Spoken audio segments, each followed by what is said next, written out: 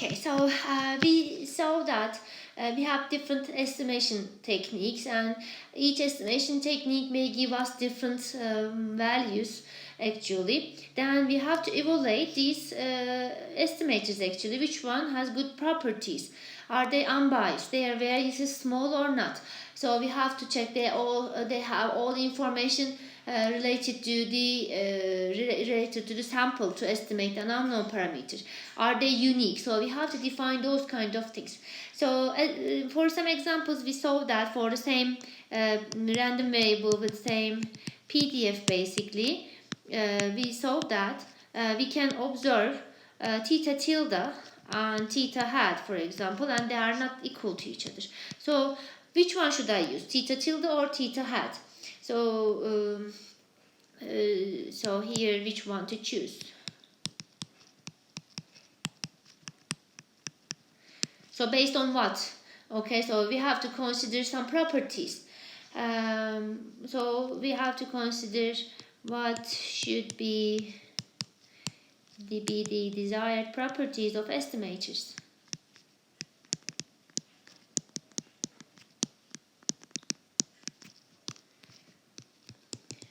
Then I can prefer theta tilde or theta hat.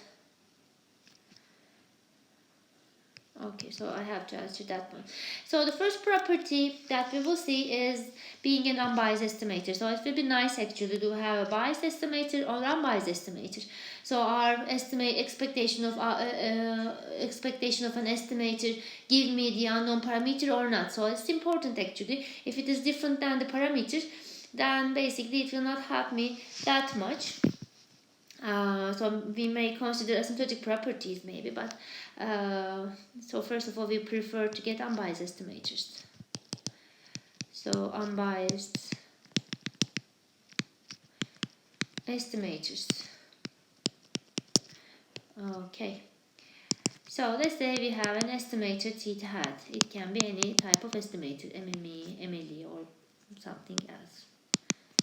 An estimator theta hat is an unbiased estimator of theta if expected theta hat equals to theta for all possible values of theta in the parameter space. So if this requirement satisfied, then we have an unbiased estimator. Otherwise, we have a biased estimator, or it is a biased estimator of theta.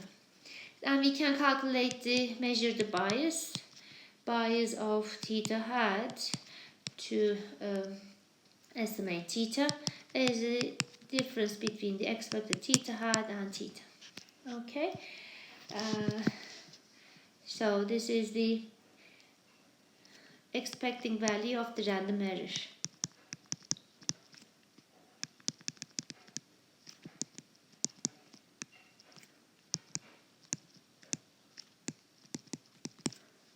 Okay, so this is the bias of theta hat for estimating theta. Okay, so if it is 0, we have an unbiased estimator basically. So how bias occurs? Sometimes when a sample does not accurately represent the population, we have such problem. And using the sampling distribution of theta hat, we can measure the bias. Can be measured by the sampling distribution of theta hat. Okay, and for an unbiased estimator, theta bias of theta hat for estimating theta will be 0. Okay, unbiased estimators do not have invariance property. Okay, so this is important. So if you have an unbiased estimator of theta hat, if theta hat is an unbiased estimator, this doesn't mean that theta hat square is also an unbiased estimator of theta square. So we don't have invariance property here. Okay, be careful about that. Unbiased estimators do not have invariance property.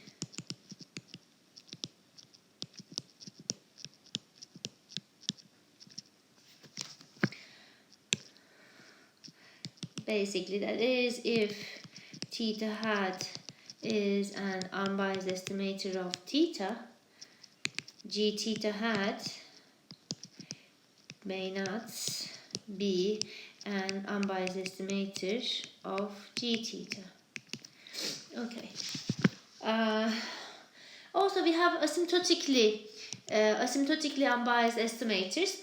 When we have large sample sizes, or when n goes to infinity, if bias goes to 0, then we have asymptotically unbiased estimators.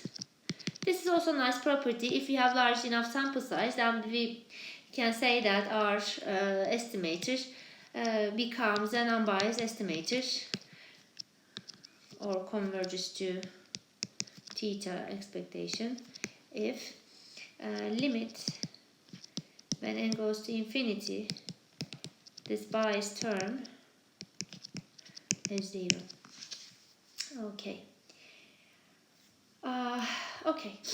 So let's consider some examples based on that. So basic definition is that one. So you have to check our unbiased estimator. Your estimator is unbiased estimator or not. Just take the expectation of the estimator and check whether it equals to the unknown parameter or not. Okay. Sometimes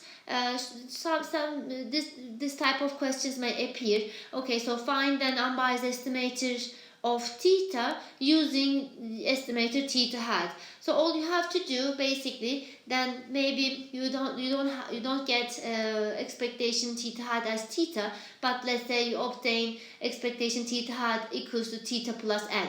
Okay, so this means that this n term can go inside of the expectation. Maybe theta hat is not an unbiased estimator here for theta, but theta hat minus n will give us expectation theta, then theta hat minus n will be an unbiased estimator of theta. Okay, so we can search for the unbiased estimators like that sometimes. Okay, so let's consider exponential example. Okay, so let's say we have a random sample again. And we already found that our MLE is X bar. Okay, so we know that how to find it. So let's consider the MLE of 1 over theta.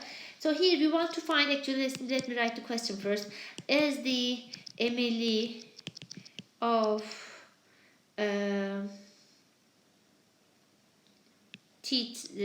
MLE of 1 over theta is an unbiased estimator of 1 over theta. Okay, so the question is this one. Okay, so here actually we know that if you consider this, so take the expectation of MLE, so it is theta. Okay, so we know that here theta hat is an unbiased estimator of theta, but the question asks a different thing. So first of all, let's find the MLE of 1 over theta by using the invariance property here. Invariance yazamadım.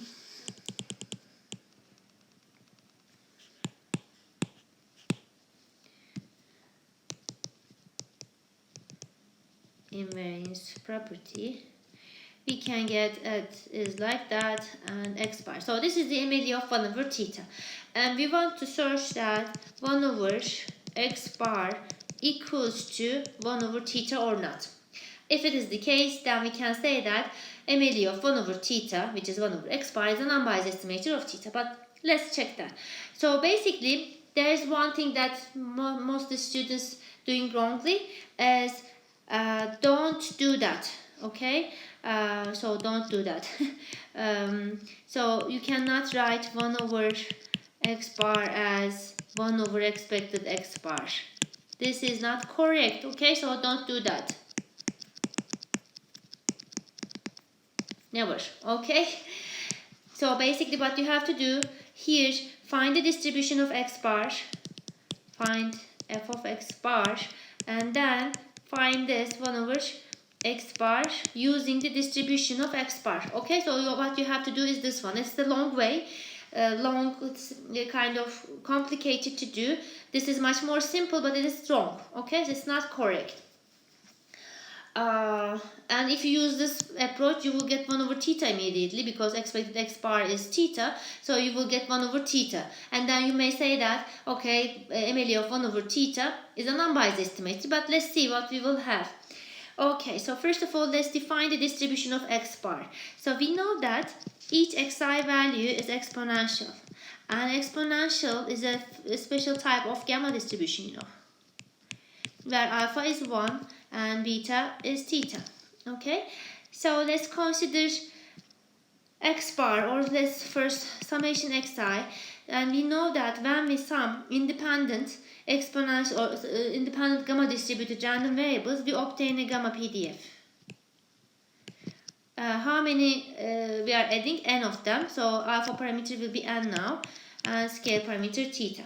So to be able to find x bar, what we are doing basically, we are dividing summation xi by n. So this is a gamma distributed random variable. If we multiply or divide our gamma random variable with a constant, it will be again gamma. With transformation, you can show that we have to multiply or divide our scale parameter by that constant. So distribution of x bar is gamma with these parameters. Okay, so we found the distribution of x bar with our knowledge about gamma and exponential. Okay, so then we want to find expectation of 1 over x bar here. Okay, so gamma from 0 to infinity. 1 over x bar, f of x bar, theta, dx bar. So this will give me the expectation. Okay, 0 to infinity, 1 over x bar. So what is the PDF of gamma? Gamma n and theta over n. So I have gamma function n, I have beta to the alpha, and x bar alpha is n, and e to the minus x bar over theta over n times x bar over theta, dx bar. Okay, so I have this x bar term, so let's combine these. 0 to infinity, I have this gamma n, theta over n to the n, x bar and minus 2 e to the minus n x bar over theta dx bar. Okay, so now I have to get this integral. But as a statistician, you know, we don't like to take the integrals. So all we want to do to convert this to, or try to see, can I represent the form of the given function as a known distribution or not. Okay, so focus on, so our random variable here is the x bar. So focus on the x bar part. Okay, so we have this part. So you have to know the forms of the PDFs very well to be able to do that. Otherwise, you have to do the integration. Okay, if you don't want to do that, do the integration. But this is much more easier to deal with. Okay, so we know the form of the gamma distribution. It is what? X to the alpha e to the minus x over beta type. And here it's very close to, this one is very close to this form, right? Instead of x, I have x bar, this x alpha minus 1. Instead of alpha minus 1, I have n minus 2. So this is very close to gamma PDF form.